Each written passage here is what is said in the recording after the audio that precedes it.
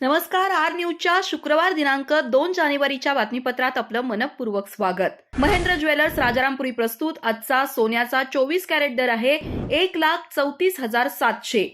22 crate दर आहे 1,23,920.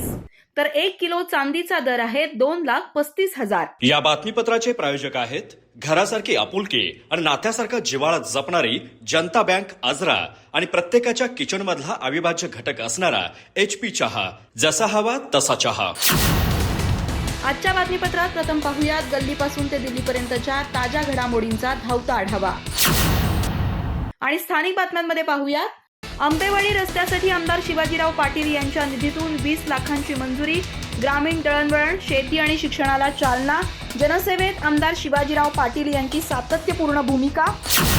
64व्या राज्य हौशी मराठी नाट्य स्पर्धेत पुरस्कार प्राप्त. अग्निकाष्ठचा गडिंग्लजमध्ये प्रयोग.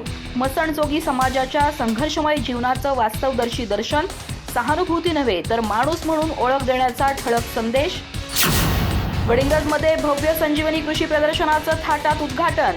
पोलीस निरीक्षक अजय कुमार सिंदकर यांची प्रमुख उपस्थिती. शेतीपासून उद्योगांपर्यंत सर्व व्यवसायांना एकाच छताखाली संधी.